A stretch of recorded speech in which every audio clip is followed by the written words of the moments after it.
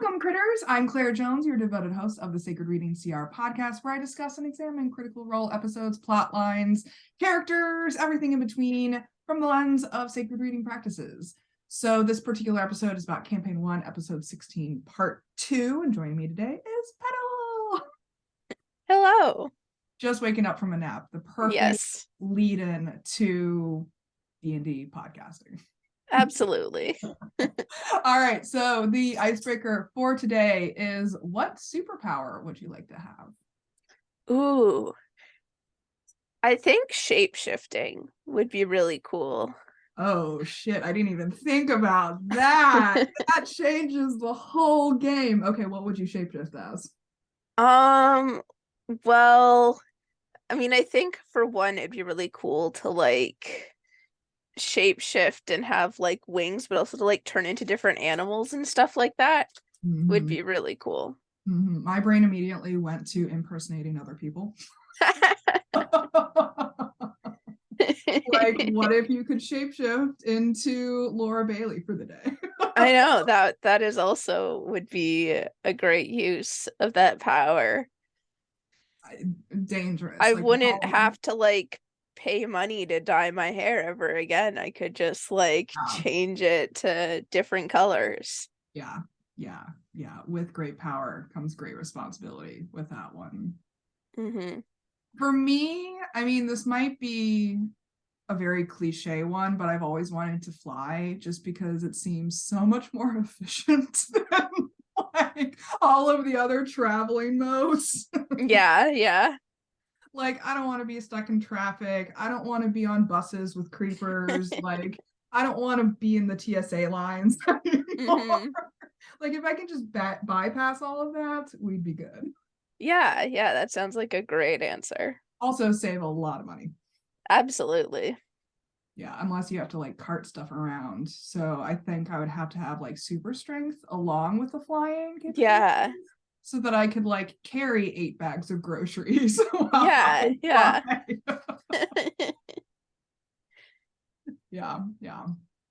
Yeah, I'd have to think harder about the shape-shifting thing too, because that is such a good option that I didn't. Yeah, there's so many possibilities. There are so many possibilities. All right, well, please join us and enjoy us. Why not both? As we embark on this exciting adventure in story analysis and self-reflection in order to deepen our understanding of ourselves and the world around us. So as always, we'd love to hear your own insights and stories as well. So please comment, subscribe, and then ready? All right, let's dive in.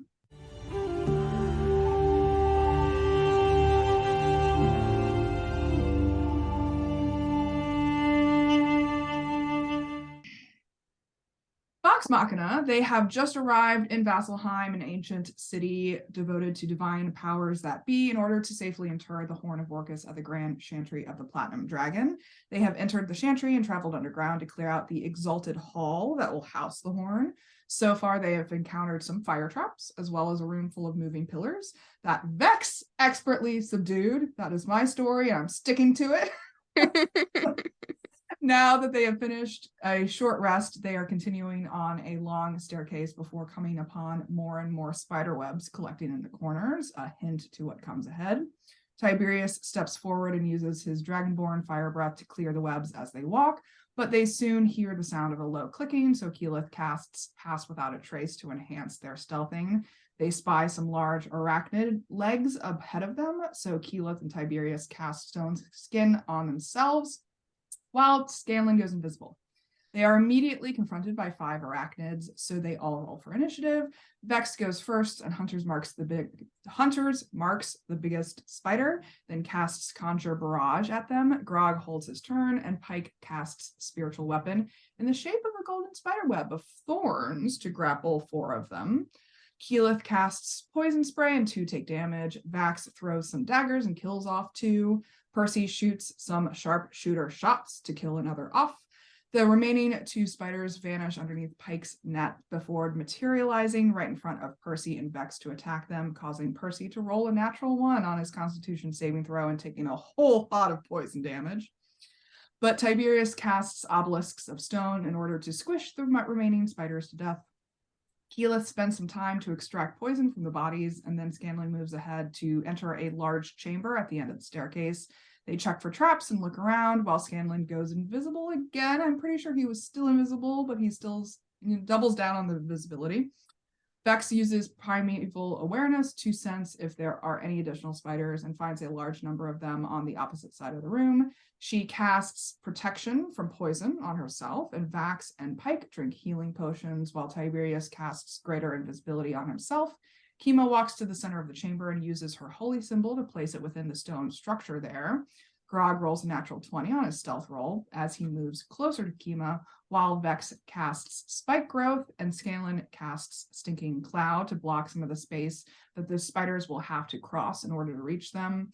Tiberius selects 4 cards from his deck of illusions and tosses 2 to either side of the room. 2 are femme versions of Tiberius. 1 is a succubus and 1 is a giant cloud.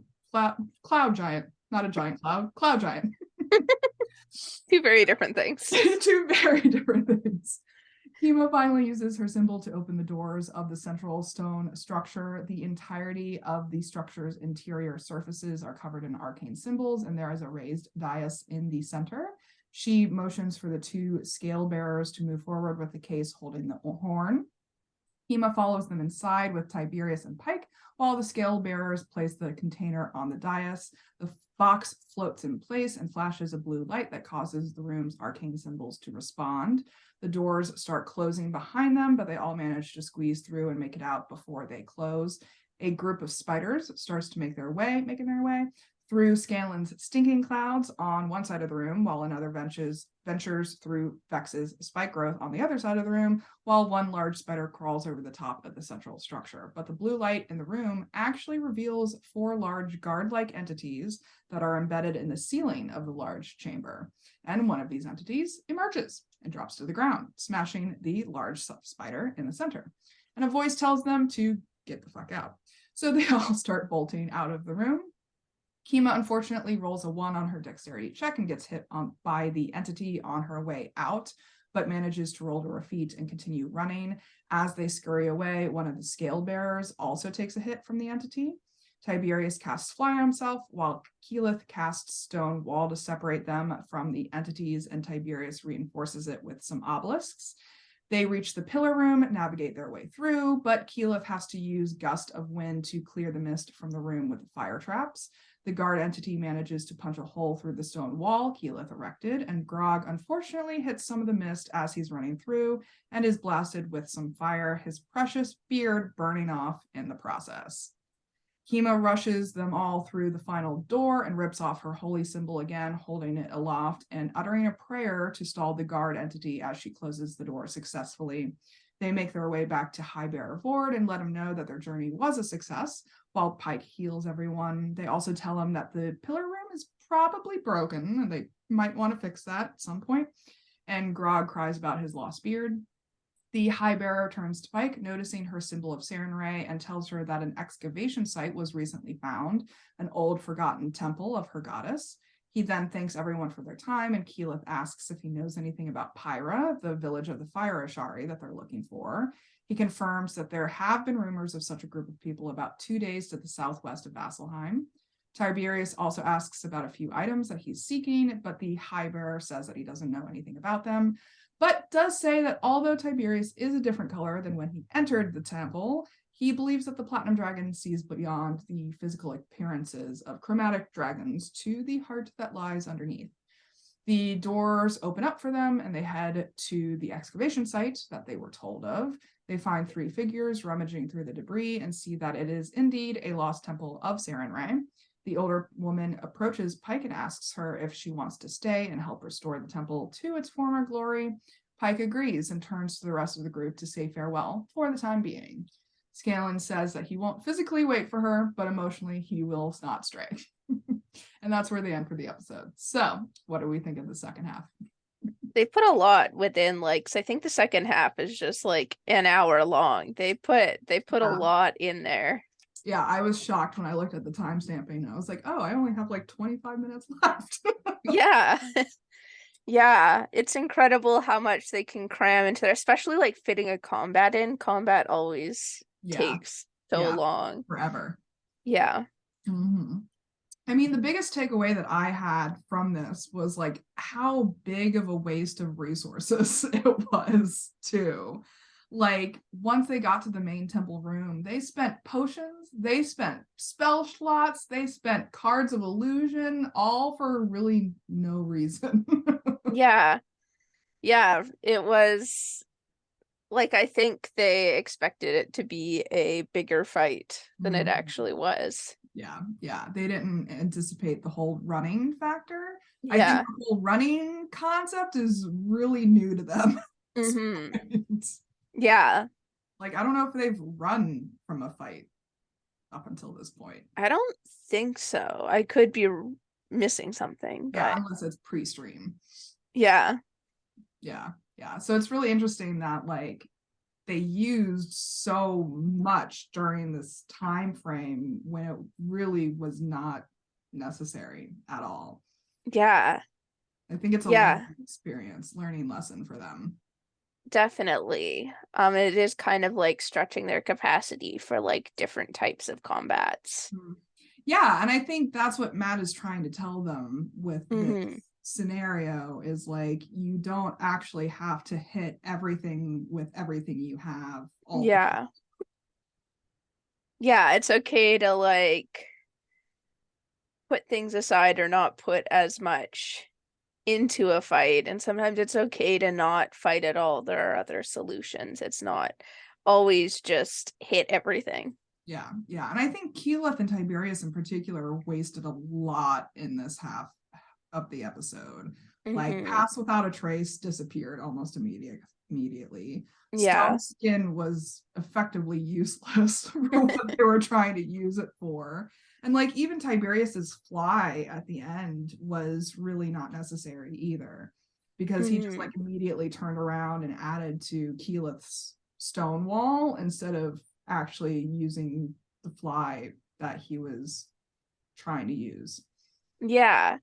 Yeah, and I think again, like we're a little further into the campaign now, and it's still not super far, but I think it also just shows because they were originally playing Pathfinder, like still very much learning resource management and what all their spells and abilities can actually do. Mm-hmm. And so there's always going to be like a little bit of trial and error in that. Mm-hmm. Yeah. But I also think it's interesting that Tiberius's first knee-jerk reaction is to flee and save himself and not Yeah.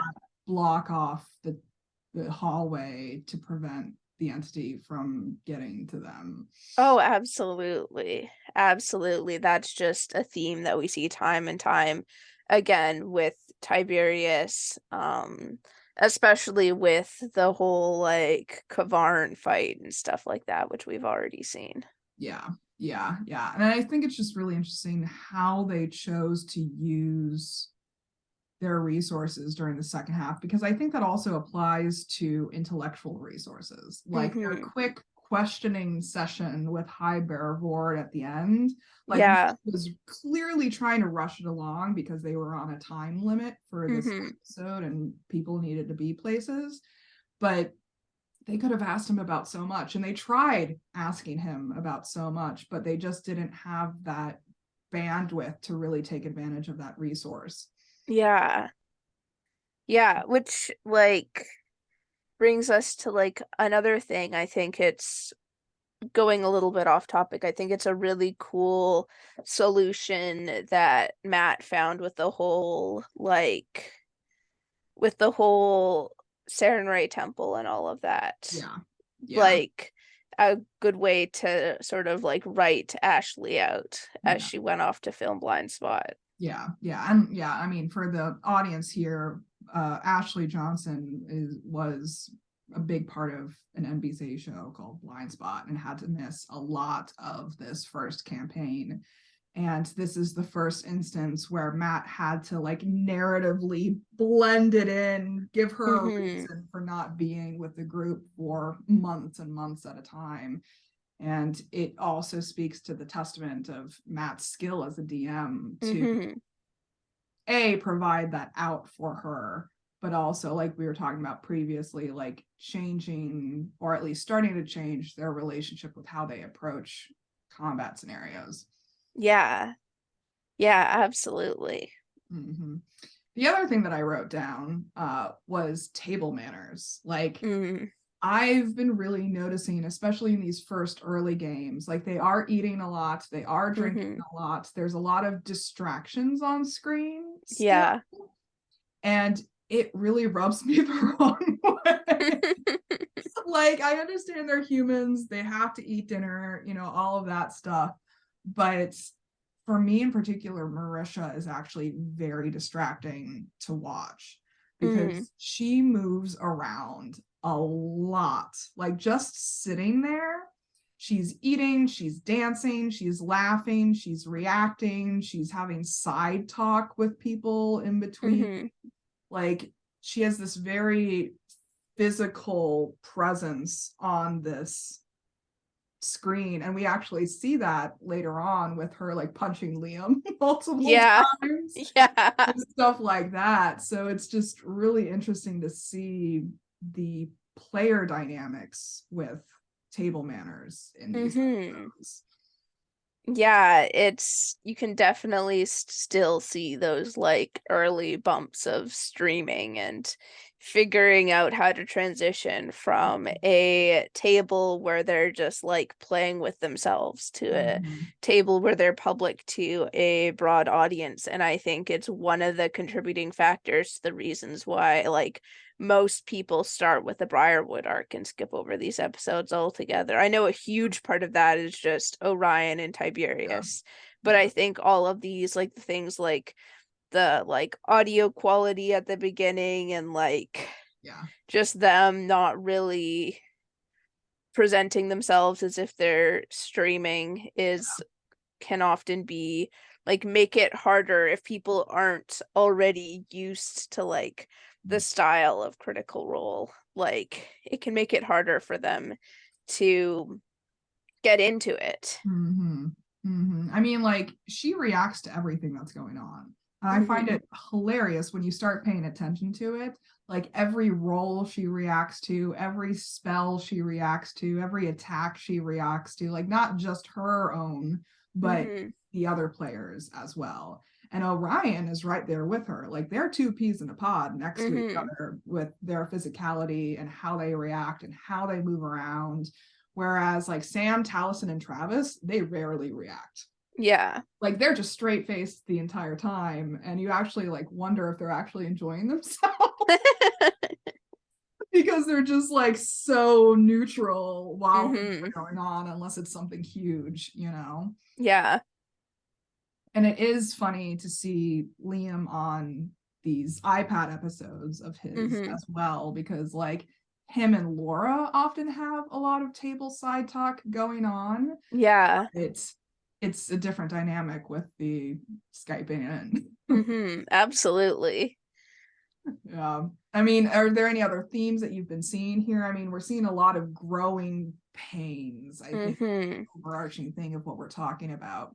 Yeah, I think another theme that I picked up on is just in terms of Pike's journey. I know we don't really see a whole lot of like what is going on emotionally for Pike or going on in terms of like her faith and all these things Mhm. for a while, just because of like Ashley having to come and go all the time and like her figuring out the character and stuff, but I found it really interesting. Like, it was spiritual weapon that she cast when she did the spider webs, right? Yeah, yeah. Most of the time when people cast spiritual weapon, they like choose something Mhm. that like is important to them in their faith. And this time, like, it's not a Mhm. wrong choice to choose a Totally. spider web. It's just a very interesting one to choose something that has more to do with the enemies that they are fighting Mhm. than it is than with Sarenrae. And I think Mhm. that it just very much shows like how it's like a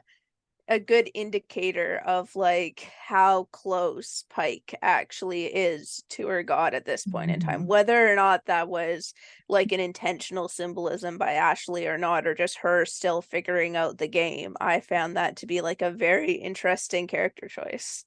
Yeah, I mean, she is notorious for using spiritual weapon weirdly. Mm-hmm. Like, almost every time she casts it, I think it's a different weapon. Yeah. Like, she doesn't even stick to the same weird creations time and time again. But each time she does, like you said, almost custom make it for the thing that they're fighting. And she tries to get really creative with it. Like this time with the thorns, she was trying to have it make damage. Yeah. And Matt was like, no. And it didn't even end up being that useful in the long term in terms of like keeping the spiders grappled either. Yeah. Yeah. It's very interesting the way that she interacts with not only the functional mechanics of being a cleric, but also those belief humps that she's traveling. Like, I don't know how else to describe it beyond these humps that she's. Yeah, and I know that that's one thing that I like really appreciated about the like animated series, because I know that in the campaign it takes like so long before there's even an opportunity for like Pike to talk about her struggles with her faith and like worrying that she's like not devout enough. But like it was a really cool, especially because I hadn't reached those scenes yet when the first season of The Legend of Vox Machina came out. Like it was really cool to be able to see those snapshots about what Pike was doing while she was at the temple. And we've seen a little bit out of it so far in this campaign, is like when her symbol cracked when we were in the Underdark. And she had to go through the process of getting it repaired, and like that whole guilt spiral that she went through as well. Yeah, absolutely. There's definitely been clues about it, but hasn't been anything like, it takes a while for it to like reach the level of like explicitness of like, say, like Percy's arc in the Briarwoods, like, and things like that, and all those like other big character moments. A lot of her big character moments don't come on until like later in the campaign, and because of Ashley, at no fault of her own, she's got a very good job there with Blind Spot. We just don't end up seeing, like, we see depth to Pike, but we just don't have the opportunity to see the same level of depth that we do with the other characters. Yeah, totally. And I really do think that it almost like this inconsistent scheduling that she has with the first campaign prevents us from seeing how deep of a thinker she actually is as a D&D player. Like, we see that in Pike's use of spiritual weapon for sure. It's like she thinks like 5 steps ahead of right. So like, if I'm going to cast it, what would have the most impact if I cast it? But then we also see that with Fern in the current campaign. Is like she said this, I think, in the recent Four-Sided Die episode, where she said she always thinks, as the characters are doing things, what could I do that would make them squeal the most?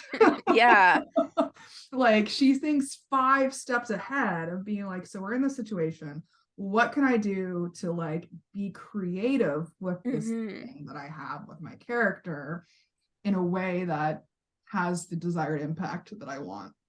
Yeah, and it's really cool to see her as Fern, because even as like Yasha in campaign 2, she was gone for a huge chunk of that. I know she was there for like the tail end of it and like really got to like play Yasha a good amount then, but this is like our first time seeing her like throughout a campaign with Fern. And so I think like a lot of the stuff that we are seeing now with how she plays, we can apply like our understanding retroactively to like Pike and even Yasha, because now we're really getting a sense of how she plays, because when she's coming and going, again, no fault of her own, but it's a lot of like, figuring out what she's missed and like relearning her character and stuff like that. We don't have, like, she has to take that time to like readjust to being back and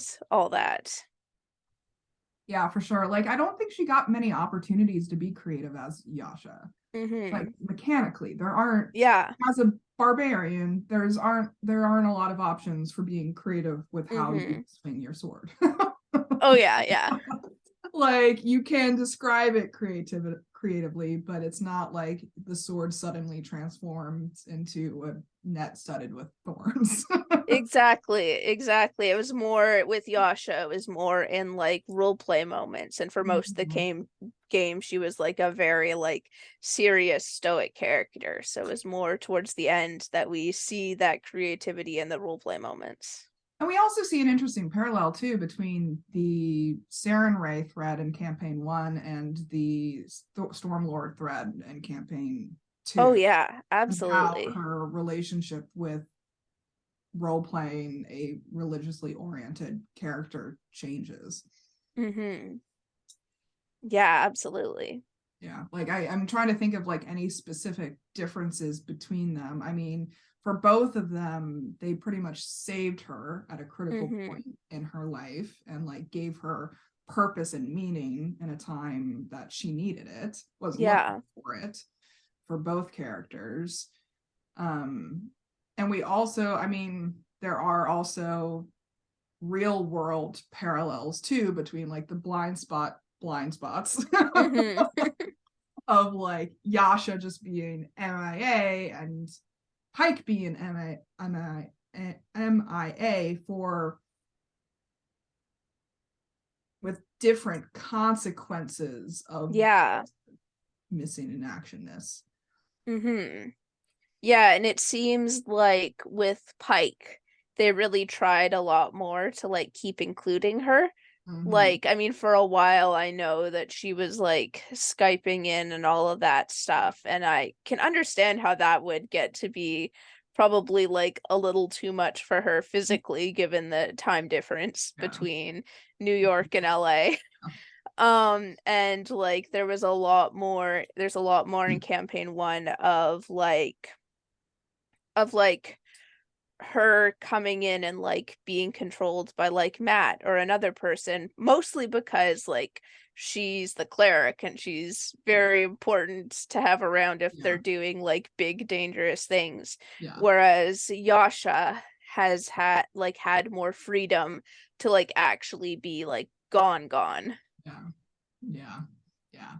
I mean, overall, we're seeing a lot of growing pains here, it seems. And I think that even applies to Pike's religious journey and Ashley's journey as a D&D player as well, because there's a lot of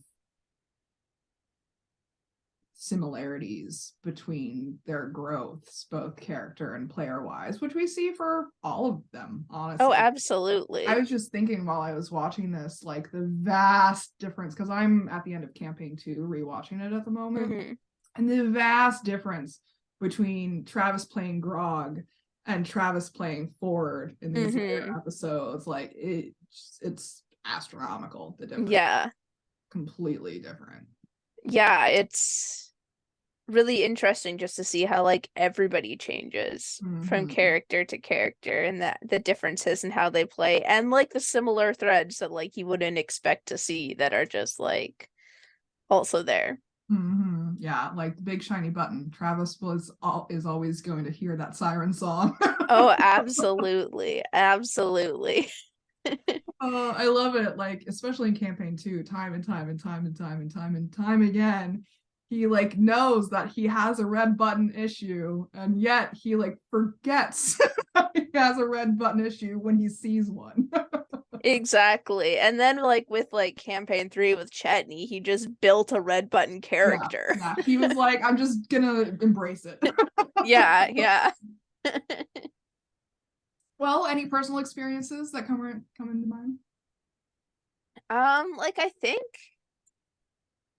one thing that's just coming to mind is like looking forward, because this year is going to be a year of like big changes for me. Now that I'm finished university, I'm moving out of my parents' house. I'm like finished university, so I'm like entering the workforce in like a more pardon? Adulthood. adulthood, yeah, but like in like a greater capacity than I like was before.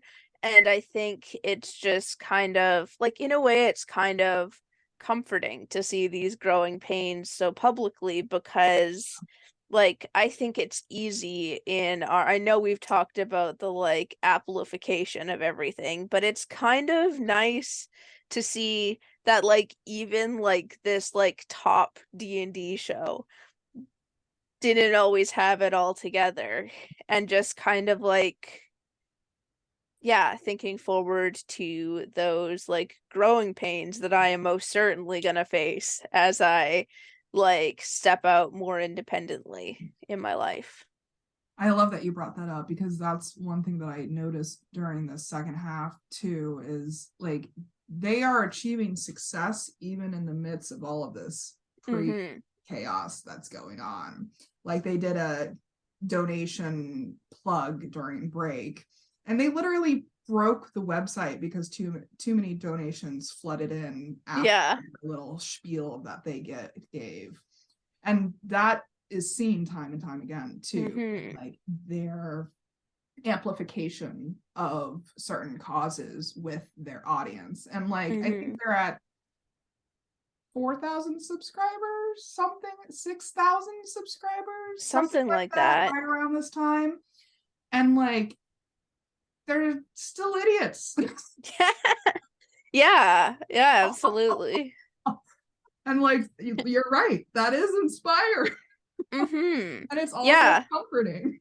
Yeah, it's like definitely like awkward to watch, because I Yeah. think as like social creatures, like we don't want to see like we don't want to see those kinds of growing pains, because like we feel for the people involved. But I think like it's possible to also shift our perspective and like kind of recognize the humanness in that, and allow ourselves like a little bit more grace when we face our own growing pains, because that's a part of life. We're not going to have it together all the time. We don't go into situations knowing exactly how things are going to pan out or how to do things. Like there's always those like first mistakes, or like doing things in ways that aren't as efficient as they could be done, or in all of these things. And it just takes time to learn and to grow. I mean, it makes me think of the phrase fail forward, because you just have to keep trying iterations, and like something's gonna click along the way. Like that whole thing about Thomas Edison, how he created 10,000 light bulbs before he created the light bulb. Like you have to fail 10,000 times, but also use it to propel you forward during that. Exactly. And I think Critical Role is a great example of that, because like yes, they had a bit of a rocky start, but like look at them now. Like look at how big their company has grown. They have an animated series. They got greenlit for a third season of their animated series, despite the like Kickstarter only covering 2 seasons, and also the fact that we have an animated series at all when all they were kickstarting was like a one animated episode sort of thing. Yeah. I think they were asking for like 750,000 for like one episode, and then they did like 11 million. Yeah. The fans were like, how about we 11 times? Exactly. And yeah, now they have like books and graphic novels and their own like publishing company, and their own like nonprofit. Their own nonprofit, like all of these different things. Yeah. And like I think it's just, like I said, it's comforting to see, because like they started out like this. They started out in these like first awkward episodes that like the majority of the fandom can't even, like, that they struggle to watch, which is valid. It's their own choices of how they want to consume the content, but it's like this is how it started, and like look at where it's gone. Like this kind of awkwardness and growing pains is no indication of like how it's going to be forever. Yeah, I definitely, I agree with the comforting part, but I had to grow a lot as a person to get to that point. Fair.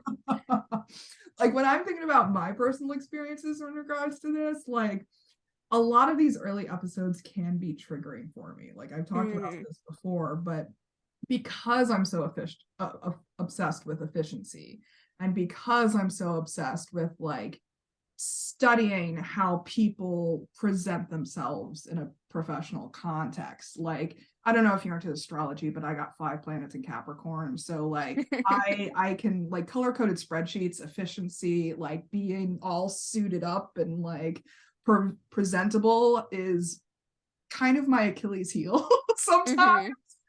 Because it's not my predominant planets, but it is a very strong undercurrent of how I interact with the world around me.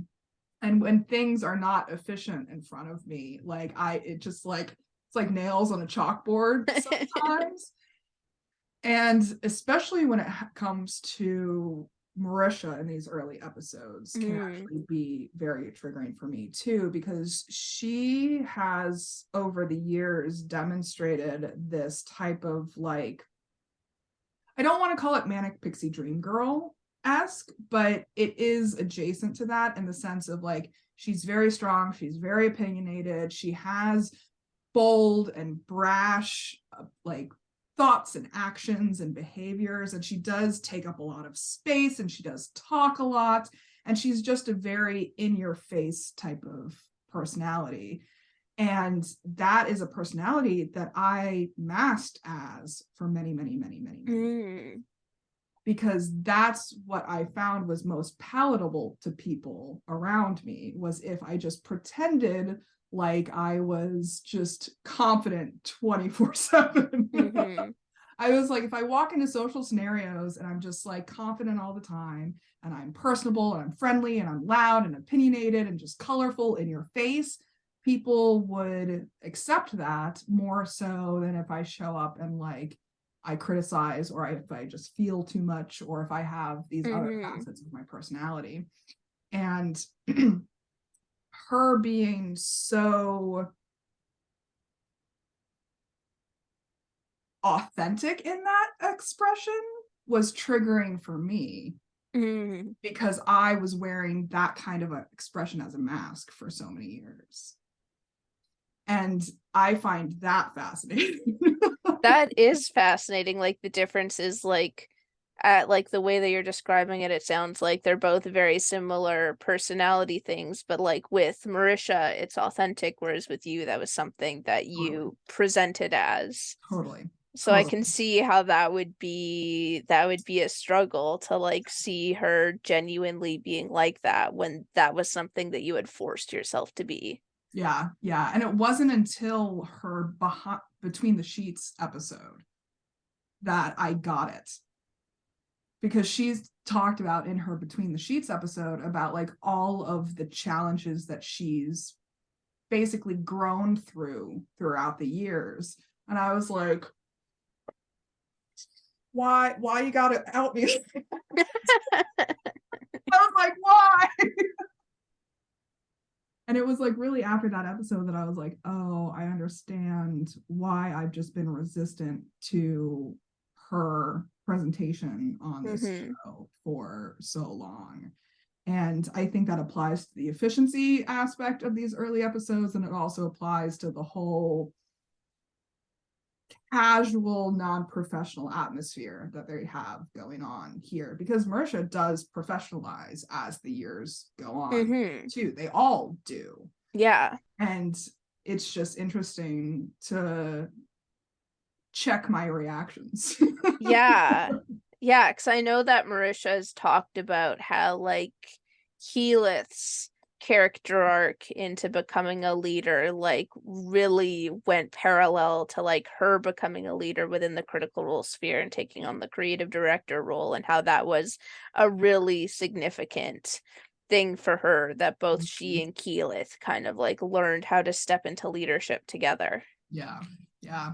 Yeah, I mean, it's so fascinating time and time again when we look at these episodes as parallels to our own experience, and how aptly you can line them up and be like, yes, I understand, both on a character level, on a player level, on a company level, like it does fuck. Absolutely. And that's one of the things that I find like interesting about like D&D itself is because like people constantly talk about how regardless of whether they intend to or not, pieces of like what they're experiencing slip into their characters. I don't think it's physically possible to make a character, regardless how hard you try, that does not hold some aspect of like something that you are experiencing at the time that you are playing them. Yeah, I mean, it's inevitable. Our brains like doing that. It's why storytelling is such a successful mode of transferring information. Yeah, I think for me, just sort of embracing as I step into what is going to be a year of like huge growth for myself, not to like fear those growing pains, as awkward as and embarrassing as they may be, or as like difficult as they may be. I think it's just a reminder that like growing pains aren't a bad thing. Yeah. And to just sort of like embrace those as I step into this year and like remind myself that I don't have to have it all together or all figured out. I can make mistakes and like figure things out. I absolutely love that. Like, I've had to become friends with tests over the years, like, because you think that tests are punishment. You think that growing pains are punishment, that you did wrong, but they're just an inevitable part of the process. Yeah. Like, if Yeah, I and expect to graduate from college, I have to take tests in order to graduate from college. exactly. And I think it sort of like strangely enough ties into also like what we've been talking about in like terms of like religion and stuff like that, is that I think a lot of that comes from like how like culturally Christian our society is, because it's like the whole when you mention things like tests as punishments or whatever, like that's definitely something that is a kind of like pervasive belief in a lot of Christian circles, is that like, oh, if you're struggling, it must mean that you're doing something wrong and God is punishing you. And so I think in unlearning that, we are also unlearning the like culturally Christian aspects of our society and like how we grew up and things like that. Yeah, that's so important because so many people beat themselves up because they're being tested, correct?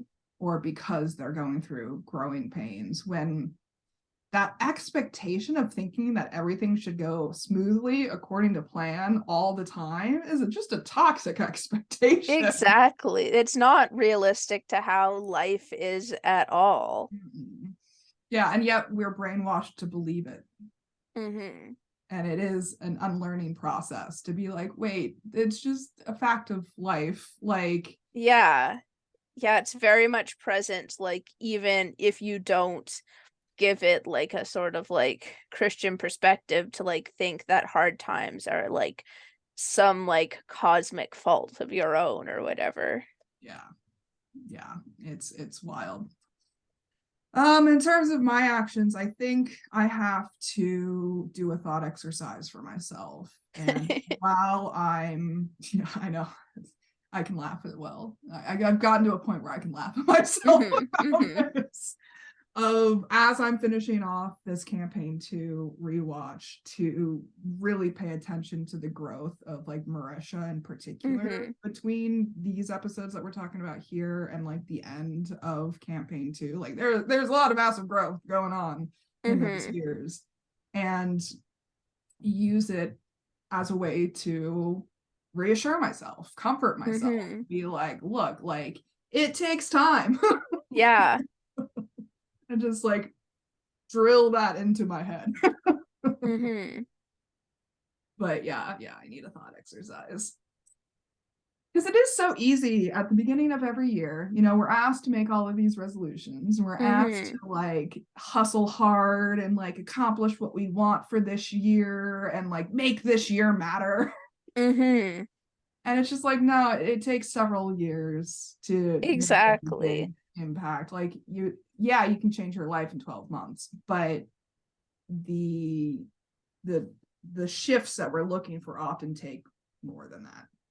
Absolutely. Yeah, and I think there's always so much pressure on like, oh, the new year is a time to like change yourself and like it's like a whole fresh start. And like, yes, New Year's are like refreshing, like because they are something fresh and new, and they allow you to kind of like close the book of experiences of the previous year and like have like a fresh mindset going forward. But I think it can be really debilitating if we feel like every single January we have to turn our whole lives around, when really like that's not how growth works. Growth is more of a gradual thing. It's not something that is like an immediate shift. And if you pour all your energy into that, you're gonna burn out, and then you're gonna feel bad about not being able to accomplish something that was never really an accomplishable goal within the time frame that you set it to begin with. Yeah. I literally saw a TikTok today of a girl going like, is anyone else burnt out on their resolutions yet? Like, we're on day 11 and you're already burnt out.